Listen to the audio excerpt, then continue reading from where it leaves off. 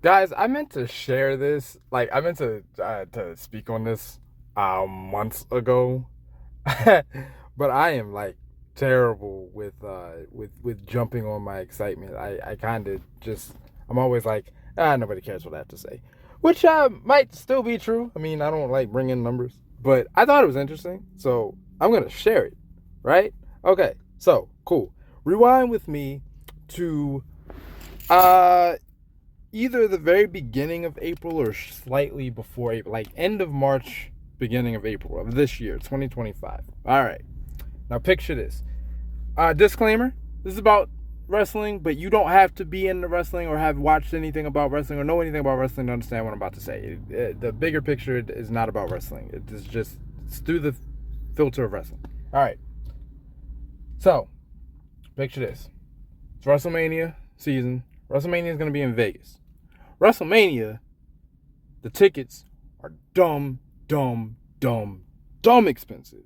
Like mad expensive for no reason. All right? Cool. We good so far? All right. Now, ticket sales are looking a little shaky, allegedly. I didn't look at the numbers. I just read the comments, listened to the video. So I'm going to take the people who were reporting on it, I'm going to take their word for it. Ticket sales are looking a little rocky. No pun intended. Now, picture yourself in the comments section. And everybody's like, ticket sales are down because the chief executive officer for creative is bad at his job. It's all awful. All these stores are whack. All these characters are whack. All these matches are whack. The product itself is whack. That's why you can't sell no tickets to this event in Vegas of all places, because nobody wants to see the show. Now, picture yourself commenting on the post, joining the Discord, saying, or the discourse, I should say, saying simply, I believe there are multiple factors that are influencing this situation. Not to say that the product is operating perfectly, won't make that claim, but I think it's kind of hard to just dismiss what kind of impact that a super expensive price tag can do for the amount of people or kind of people who show up to your event. I want you to rewind back with me further than we just rewound, back to, we're looking at 2023. All right. 2023 is the first year I had ever seriously watched wrestling. I grew up with a friend who loved it, but it was never my thing. Sometime in 2023, I got super into it. Don't worry about how. That's a story for another day. If I ever care to tell it, if anybody ever cares to hear it. My first WrestleMania, April 2023. My favorite wrestler then, still my favorite wrestler now, probably would be my favorite wrestler for the rest of all time, whose theme song I walk down the aisle to, Cody Rhodes, is in a title match against Roman Reigns, WrestleMania 39, April 2023. I'm so sure he's going to win this. Everybody wants him to win it. He doesn't win it. All right. They advertised WrestleMania 40 for the following year, for April. That night, they advertised. It's going to be in Philadelphia. It's going to be April 2024, WrestleMania 40. I go, hey, yo, I don't like the way Cody lost. This feels unjust. I swear this man is going to get a rematch. I know he's going to get a rematch. But given the circumstances of this match, they're going to take their time with it. He ain't getting his rematch until next year. I can already see it now. I said this. I really said this. So, the next day, I hop online and I look into this WrestleMania event for the next year, because I'm like, Philly's not that far. I could drive there. Only question is, can I afford to go there? So I'm looking. And can I afford to go there and get some decent seats? Because I don't want to sit in the nosebleeds. If I'm going to spend that kind of money, if I'm going to travel, I want my seats to be decent. And if it's not affordable to get decent seats, I'd rather just sit at home and watch it with the sound up and with my friends and blah blah blah. So I look into it, see if some tickets are available, right? They are available. Seats are decent. All right, cool. What can I get this for? $100 and some per ticket. Well, I don't want to go by myself. I want to take my, at the time, girlfriend, maybe, timeline's a little sketchy. And the rest of my group that I affectionately call the neighborhood, I'm sure you've heard of them, because anybody who's watching this video knows me at this point in time. Anybody who's watching this video knows me. So if you know me, you probably know the neighborhood. You probably heard a version of the story. I'm like, all right, cool. So I crunched the numbers and I find out that for all of us to go, it's gonna run me about $800 some. And I'm like, all right, cool. I don't want this to sell out. I'm sure none of them will mind paying $100 some to go to WrestleMania. So I'll pay for it now. I'll get the money on the back end. I'll keep it a surprise. We were already booked to go on a cruise vacation together. So I was like, you know what? When we go on the cruise, I'm going to whip out the tickets. And I'm going to be like, guess where we're going next? We're going to WrestleMania, baby. That was the plan. So I buy the tickets. I spend the money. I'm like, all right, cool. I eventually tell my friends, hey, I got WrestleMania tickets. Everybody's like, cool. So, all right, guys, everything's going to be about $100 some per person. Everybody's like, cool. We're not going in the direction where we get into any beef over no money. This is not where that story is going at all. All right. All I'm basically saying to you, which I took 7 minutes to do, is that I bought tickets for me and my entire group for about $800.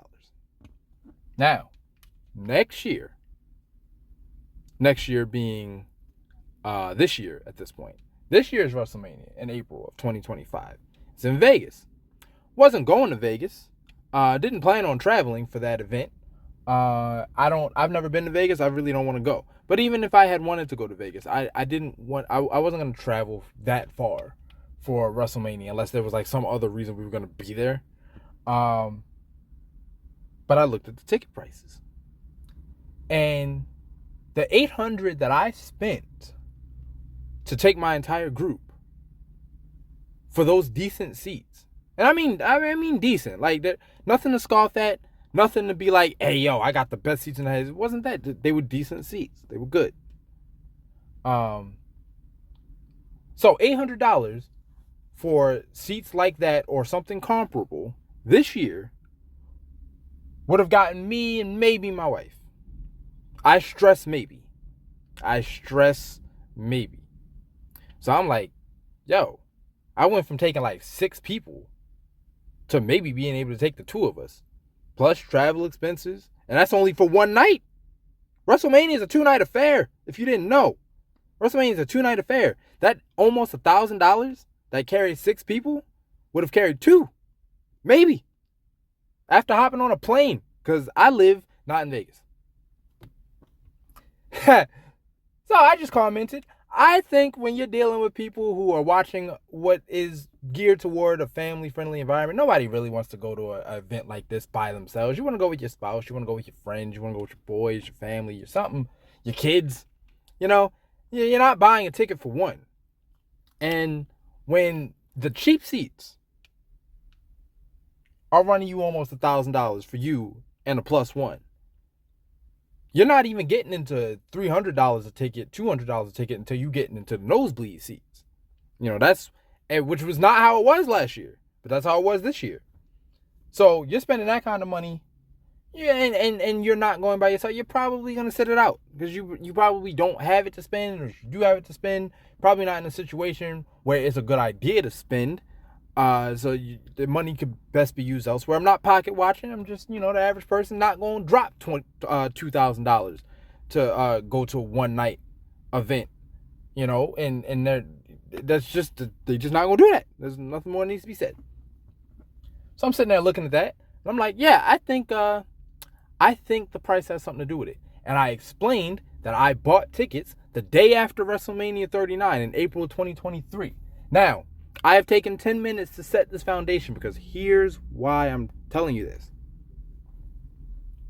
Someone commented under my post or under my comment and said tickets didn't go on sale until September of that year. But go off. It was a very sarcastic comment, basically saying you're full of crap. I don't know why you lying to these people. That's not possible. Okay, cool. Dude don't know me, I don't know him. Sees a comment on a page, decides to call me out for lying. All right, cool. Except I did it. This is a conversation that happened this year, so I done already bought the tickets. I done already gone to the event. I've already lived the year of anticipation. I've already lived the couple months where I had to keep it a secret from my group before we went on the cruise ship. Like, that's all past events. So, like, I didn't imagine it. Like, it happened, right? Now, me, with validation issues, start scouring my email, right? Scouring my email, my text messages, my Google Wallet, my everything. I gotta find something that has a bill of sale with the date. Like, cause you're not gonna call me no liar on public forum when you don't even know me. All right, cool.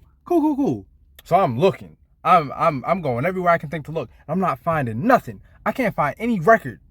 It was so bad that I actually legitimately started like, maybe it is possible for me to be gaslit, because I was like, I kind of claim that nobody can gaslight me, because I'm a little, like, if I'm sure about something, I cannot be convinced otherwise. Like, if I know it happened, I cannot be convinced otherwise. But maybe I can be gaslit, because I was really sitting there like, did I misremember it? Did I buy the tickets later? But it's like, I knew I couldn't have bought the tickets in September, because I told the people about the tickets when we went on the cruise, and we went on the cruise in June. So there's I had the tickets. So I'm like, all right. What could possibly be going on here? So after, it just takes like 45 minutes, right? I called my wife. Like, babe, I can't find these tickets. I know I bought them. I have pictures on my page right now. You can go to my page right now. There are pictures of us at the event in front of the sign, taking a picture with a guy from YouTube, a dude from a channel called What Culture. We saw him there. There's video of when Cody pinned Roman. By the way, Cody pinned Roman. The rematch that I bought tickets a year in advance for, because I swore it was going to happen, did happen, and Cody ended up winning, just saying. That's there. Cody holding the championship is there. I go by that song. Like, it's all there. The story is corroborated. I had everything I needed to prove the story, except the daggone proof that I bought the tickets when I said I bought the tickets, right? So I go into my bank app, and I go into the past, and I'm like, if nowhere else has evidence of this purchase, it's gotta be this, because I used my card. So it's in here somewhere. Finally found it. The reason I couldn't find it, I'm checking Ticketmaster, I'm checking all this. The reason I couldn't find it is because I bought the tickets through StubHub, and I forgot that, so I hadn't checked StubHub. I haven't used StubHub since. I don't think I had used StubHub before. But I had a StubHub charge for the amount that I mentioned. I'm like, this is the only transaction I have around this time for that amount, and it's strikingly similar to the roundabout number that I gave. So this got to be it. So I don't give anybody my bank information over that. That's insane. But I just clip the StubHub, the date, and the amount, right? Which might have not been smart, maybe. All right, it's done now. Like, it happened. So feel free to judge me if that was a dumb thing to do. Feel free to judge me for this entire situation, honestly, because I was way too invested. But I get that little picture. I comment under his page. I'm like, and I don't talk crap to him. I'm just like, as you can see, here's the service I used. Here's the date I bought it. Here's the amount. There you go. I don't say nothing snarky. I don't say, so next time you better do your daggone research. Like, it's nothing like that. It's just post it there and leave it alone. He doesn't say anything. I can venture a guess why, but I didn't speak to him after that, so it would only be a guess, so no need to share why I think he did or didn't say anything. I have spent 15 minutes of your life telling you this story because I want you to understand that you don't need to react to situations the way I reacted to the situation. You don't have to prove yourself to almost anybody. I'm not going to say nobody, because there are a couple people you should probably prove your case to.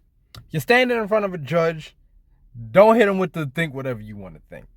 I wouldn't do that. If you're having relationship issues with your partner and they're assuming the worst and you know the worst is not the case, don't believe what you want to believe. Nah, stand your ground, make your case. If you're innocent, you're innocent. You know what I mean? Like, you gotta help each other see the truth. Okay, cool. But if the peanut gallery is calling you a liar because they don't know you and you don't know them, wouldn't recognize each other if you had bumped into each other on the street. If it's them, if you know what you're about, if you know what you did, if you know what the truth is, this goes for anything. Don't let nobody come through and send you into a panic or a frantic because you just gotta prove in front of all these people that you're not what they say you are. It don't matter. Most of it don't matter. Some of it matters. You're getting accused of something heinous, you might want to set the record straight on that. But every little thing that somebody says about you or says near you that's not true, you don't got to race to prove it. You definitely don't got to tank 45 minutes of your life into it. Because as funny as I find that story to be, I think back to it, I'm like, God, you looked a little insecure there, buddy. You really put a lot into that. I don't know if that was the best move. So, I don't know. At this point, I'm just overstating my case. I spend most of the time like telling the story than really giving you the message of the story. Which I ain't no preacher, so it don't really matter. Rise above that. All right, rise above that. Most people that you're gonna encounter, in that way, like on the everyday level, just don't have that kind of impact on your life. They don't hold that kind of weight in your life, so you don't need to give it to them. It's not to say they don't matter. I'm not gonna, like, people matter, lives matter. So I'm not gonna say like those people don't matter, but those situations, they don't matter. Okay, life is way harder than that. There's way more stuff you got to be wary of and focus on and whatever like that. Just deal with it. You're not gonna gain nothing by proving them wrong, right? Like, you don't get a reward. You don't get an interview. The story doesn't blow up and get you on whatever famous thing to be on right now. I was about to make a dated reference. I don't watch talk shows, so I don't know who's hot right now. I was gonna say 60 Minutes. Can you believe that? I was gonna say 60 Minutes, or Gayle King, or The View. I don't know where in the pantheon of television entertainment any of these people hold anymore. So, it's not gonna get you the biopic that is your life. None of that's gonna happen. So just let it go, bro. Let it go.